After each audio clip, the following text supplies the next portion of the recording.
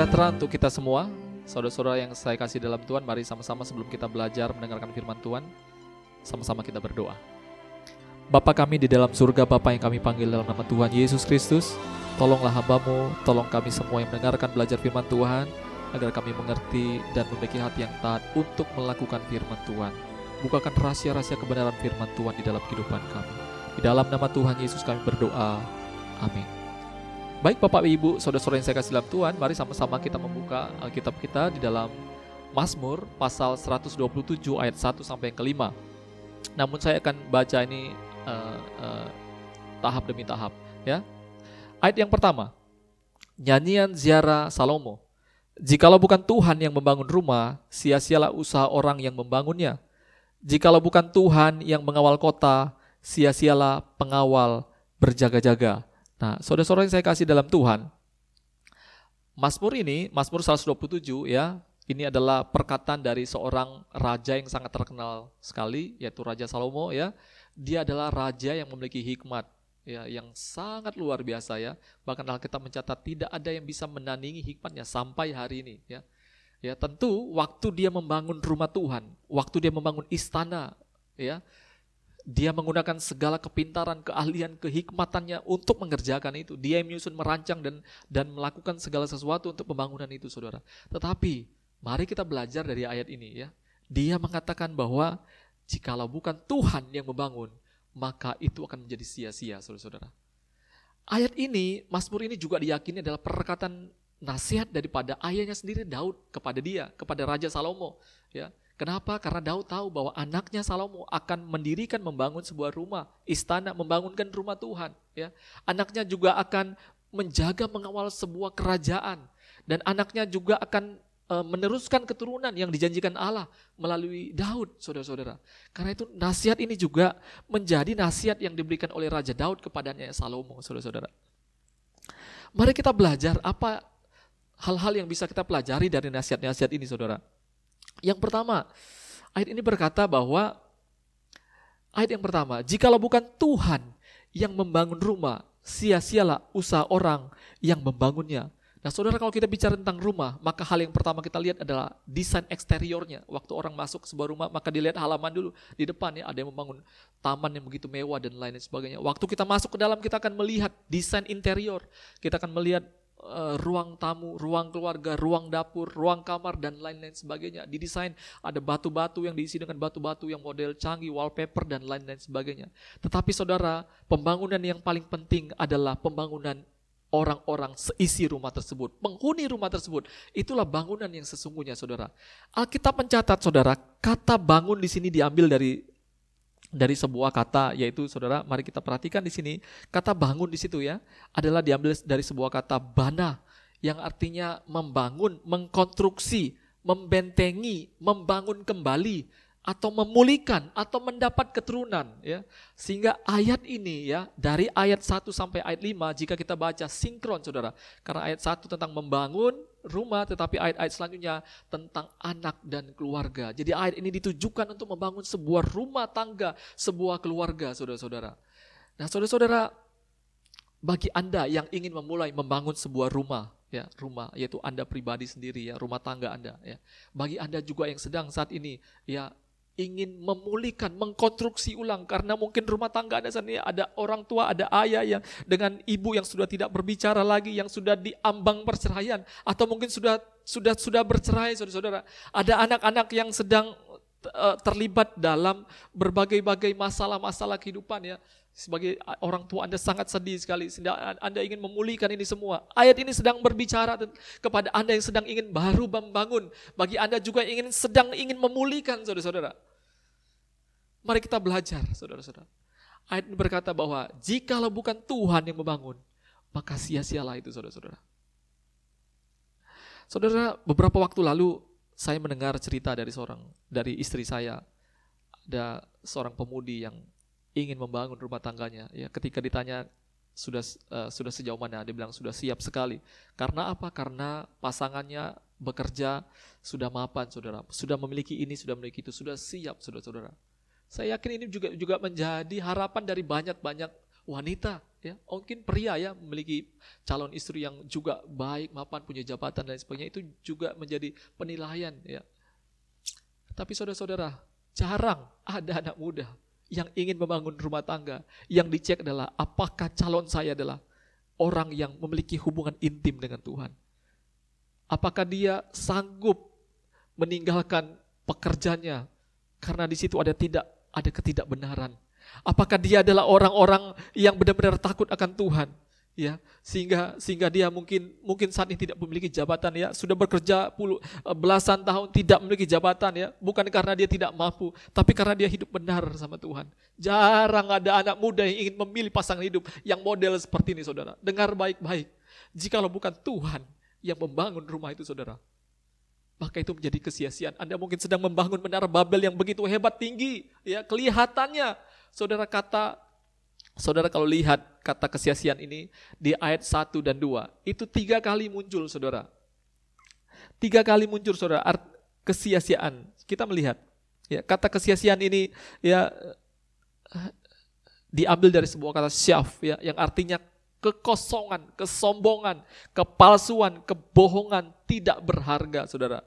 Sehingga kalau kita membangun rumah tangga yang baru, atau mungkin kita sedang melihat, kita sedang memulihkan keluarga kita, saudara-saudara. Tetapi jika itu bukan dari Tuhan, kita tidak bangun dengan dasar-dasar yang ingin Tuhan bangun, saudara-saudara, maka itu adalah bangunan yang kosong, bangunan yang dibangun dengan kesombongan, kepalsuan, kebohongan, tidak berharga, saudara. Ya, kelihatannya tadi seperti saya bilang, seperti menara Babel dibangun begitu indah, tapi pada akhirnya dihancurkan. Saudara, Anda yang sedang membangun rumah, yang sedang baru ingin bangun rumah, Anda tidak ingin seperti ini. Saya juga tidak ingin, saudara-saudara. Saudara, saya pernah menceritakan tentang khayalan saya, tentang anak-anak saya. Anak-anak saya 2 orang wanita saat ini. Saat besar nanti mereka akan dinikahkan oleh seorang pria, ya. Saya berhayal, saudara, dan ini menjadi khayalan yang saya pegang teguh, saudara-saudara. Pada saat ada seorang pria yang ingin datang ke rumah saya, yang ingin mengencani, mungkin ingin mengajak anak saya, ya, atau ingin menikahi anak saya, maka pertanyaan saya yang pertama, saudara, adalah 1, apakah engkau sudah percaya Yesus sebagai Tuhan dan Juru Selamat? Yang kedua, apakah engkau sudah dibaptis sesuai dengan ajaran firman Tuhan, yaitu baptis selam? Yang ketiga, saudara, apakah Anda sudah hidup dalam pertobatan? Yang keempat, saya akan bertanya, apakah Anda sudah terima karunia Roh Kudus? Selanjutnya saya akan bertanya, apakah Anda sudah tertanam dalam sebuah gereja lokal yang tidak pindah-pindah gereja? Saudara, selanjutnya saya akan bertanya, apakah Anda sudah melayani Tuhan? Sudah ambil bagian dalam pelayanan? Apakah Anda adalah seorang yang suka bersaksi? Ya.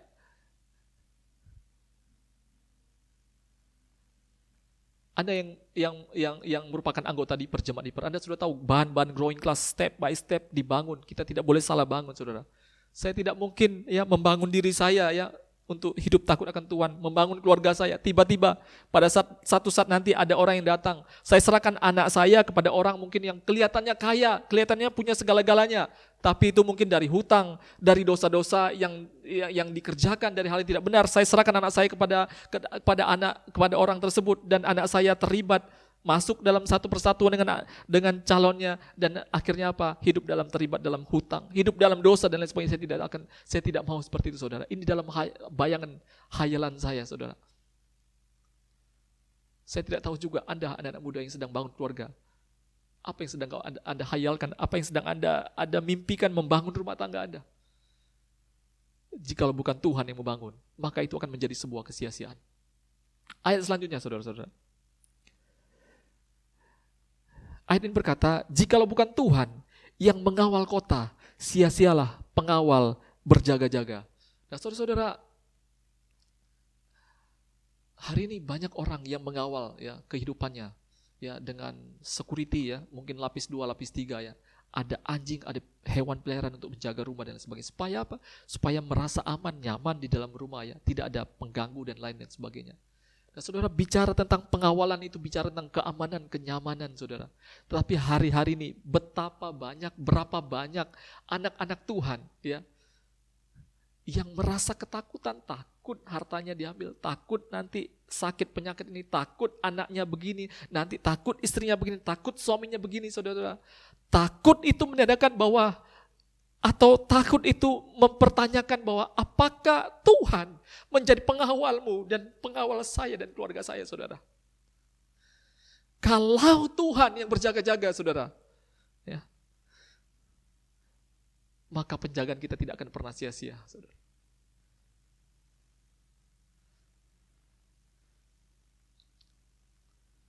Ayat yang kedua. Sia-sialah kamu bangun pagi-pagi dan duduk-duduk sampai jauh malam, dan makan roti yang diperoleh dengan susah payah, sebab ia memberikannya kepada yang dicintainya pada waktu tidur. Saudara, ayat 1 dan 2 tidak sedang mengkonfirmasi atau tidak sedang mengajarkan kita untuk menjadi orang Kristen yang ongkak-ongkak kaki, ya, santai-santai, tidak bekerja. Tidak. Manusia diciptakan awal, pertama Allah ciptakan untuk apa? Untuk bekerja, mengusahakan apa yang sudah Allah buat di Taman Eden, ya. Dan ayat ini juga berkata bahwa kita harus membangun, kita harus menjaga, saudara. Kita harus bekerja, harus melakukan sesuatu hal, saudara. Tetapi yang kita lakukan itu harus didasarkan dengan kebenaran firman Tuhan, saudara. Ayat ini berkata bahwa sia-sia kamu bangun pagi-pagi dan duduk sampai jauh malam, dan makan roti yang diperoleh dengan susah payah, sebab ia memberikannya kepada yang dicintainya pada waktu tidur. Nah, saudara-saudara, mari kita lihat. Mazmur dalam Mazmur pasal 4 ayat 8, saya bacakan firman Tuhan. Dengan tentram aku mau membaringkan diri, lalu segera tidur, sebab hanya Engkaulah, ya Tuhan, yang membiarkan aku diam dengan aman. Saudara, tidur, kenyamanan pun dalam ketiduran, ya, itu pun pemberian Tuhan. Ya, mungkin kita punya pengawalan lapis 3, lapis 4 dan lain-lain sebagainya. Tetapi kalau bukan Tuhan yang menjaga, saudara, bisa saja saudara Anda ketakutan, saudara. Karena apa? Anda mungkin sedang melakukan kesalahan terhadap orang lain. Anda takut mungkin orang tersebut akan membunuh Anda dan lain sebagainya, meskipun Anda sudah punya pengawal yang tetap. Anda takut kehilangan sesuatu dari istri Anda, kurang kepercayaan, ya, istri Anda bisa selingkuh mungkin, atau anak Anda akan melakukan hal lain. Anda banyak ketakutan. Karena apa, saudara? Karena bukan Tuhan yang menjaga tempat itu atau rumah yang sesungguhnya.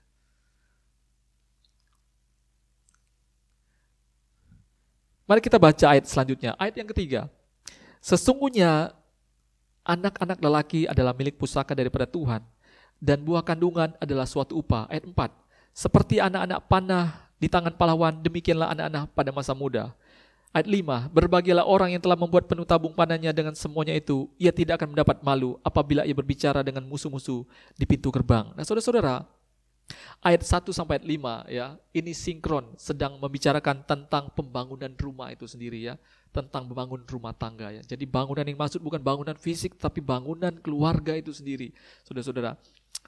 Dan saudara perhatikan baik-baik, buah kandungan, ya, anak itu adalah suatu upah daripada Tuhan. Saudara, di dalam dunia kuno, anak itu merupakan suatu hal kebanggaan, ya. Jadi memiliki anak yang banyak itu merupakan hal yang baik, karena anak-anak itu bisa membantu orang tua dengan berbagai-bagai talenta. Sehingga dikatakan bahwa seperti anak panah, isilah ditabung dengan banyak, saudara. Kenapa? Karena semakin banyak bantuan yang bisa diberikan pada keluarga, ya, karena macam-macam keahlian-keahlian yang dimiliki oleh anak-anak tersebut. Nah, saudara-saudara, Alkitab mengatakan, berbahagialah orang yang telah membuat penuh tabung panahnya, dengan semuanya itu ia tidak akan mendapat malu apabila ia berbicara dengan musuh-musuh di pintu gerbang. Nah, saudara, pesan firman Tuhan pada hari ini, ya, jika Anda ingin membangun rumah tangga Anda, ya, Anda yang belum menikah, Anda ingin membangun rumah tangga Anda yang sudah menikah tapi Anda ingin memulihkan karena ada suatu kejadian-kejadian terjadi, ya, orang tua Anda, ya, suami Anda, istri Anda, anak-anak Anda mungkin. Sementara saya berbicara demikian, saudara, mungkin ada di antara Anda yang sedang mengalami hal yang demikian, saudara. Saya berdoa hari ini, kiranya Roh Kudus memberikan engkau kekuatan untuk membangun ulang, saudara. Anda yang baru ingin memulai pembangunan ini, mulailah dengan mencari pembangunan yang takut akan Tuhan. Anda yang sudah bangun tapi merasa bangunan itu adalah bangunan yang salah, ya, ada masalah-masalah yang terjadi. Mari evaluasi, saudara, cek di mana letak ketidaktakutan Allah di situ. Adakah keputusan-keputusan dalam rumah tanggamu yang diambil adalah keputusan-keputusan ketidakbenaran? Mazmur 128, Mazmur setelah pasal 127 menggambarkan bahwa ayah yang takut akan Tuhan, ya, dia akan membawa penghasilan-penghasilan yang benar masuk dalam rumah tangganya. Istrinya akan menjadi seperti pohon anggur, saudara, menghasilkan, dan anak-anaknya seperti tunas pohon zaitun dalam sekeliling meja mereka, saudara. Ini janji firman Tuhan, ya. Di tangan kanan Tuhan ada berkat yang melimpah. Ya, ya di tangan kiri Tuhan ada umur panjang, saudara. Saudara, ya Anda akan melihat anak cucu Anda. Ya, ini janji firman Tuhan, saudara. Berkat-berkat seperti ini Anda akan dapatkan ya ketika Anda membangun ini dengan dasar pondasinya adalah takut akan Tuhan. Belum menjadi keterlambatan bagi Anda saat ini. Belum menjadi hal yang telat bagi Anda hari ini. Mari anak muda, cita-citakan kehidupan masa depan rumah tangga Anda dengan rumah tangga yang benar-benar Tuhan yang bangun. Hai keluarga-keluarga, hari ini engkau sedang mengalami ya masalah-masalah yang cukup berat. Mari cek dalam kehidupan kita. Ya, adakah Tuhan dinomor duakan, dinomor sekiankan dalam rumah tangga kita? Sehingga tidak ada takut akan Tuhan dalam rumah tanggamu. Bukan Tuhan yang membangunnya, saudara. Saya tidak panjangkan firman Tuhan hari ini. Mari, saat ini, kita berdoa kepada Tuhan. Kita minta kuasa Roh Kudus untuk memampukan kita ya. Memilih, membangun ya rumah dengan cara-cara yang benar, yaitu cara-cara yang Tuhan inginkan. Dan jika kita sudah membangun rumah, tapi hari ini mengalami masalah, mari kita memulihkannya dengan cara-caranya Tuhan. Lepaskan masalah-masalah, ya beban-beban, keterikatan-keterikatan dosa, hal-hal yang tidak berkenan di hadapan Tuhan, yang membuat rumah tangga Anda tidak bisa menikmati berkat-berkat daripada Tuhan. Lepaskan itu, saudara. Karena Anda akan mengalami kesakitan, mengalami badai, karena Anda melepaskan kenyamanan-kenyamanan, ya. Tapi kalau itu berasal dari Tuhan, itu adalah keputusan yang diambil karena takut akan Tuhan. Anda akan menikmati berkat-berkat Tuhan yang baru saja kita baca di dalam Mazmur pasal 127. Mari kita tundukkan kepala kita berdoa. Bapa kami dalam surga, terima kasih buat berkat-Mu Tuhan yang begitu baik. Inilah berkat yang luar biasa Tuhan. Tuhan, tolong keluarga kami Tuhan. Tolong papa kami, tolong mama kami Tuhan. Tolong kami sendiri dalam membangun cita-cita rumah tangga yang baru bagi anak-anak muda. Tolong kami mengambil keputusan untuk memilih ya jalan-jalan Tuhan, jalan-jalan yang takut akan Tuhan, bukan melihat dengan mata jasmani kami, tapi dengan mata rohani kami Tuhan. Bahkan kalau ada keluarga kami Tuhan yang sedang mengalami masalah hari-hari, untuk kami berdoa dalam nama Tuhan Yesus Tuhan, tolong Tuhan pulihkan Tuhan, beri kami hati yang peka untuk melihat apa yang salah dalam kehidupan keluarga kami Tuhan. Kami boleh tinggalkan itu dengan kekuatan Roh Kudus Tuhan. Terima kasih Tuhan. Umat-umat Tuhan pulanglah dengan membawa berkat yang daripada Allah Bapa, cinta kasih daripada Tuhan Yesus, serta penghiburan kekuatan yang dikerjakan oleh Roh Kudus menyertai kita semua, mulai daripada hari ini sampai Maranatha. Tuhan Yesus datang kedua kali. Dalam nama Tuhan Yesus Kristus kami berdoa, haleluya, amin.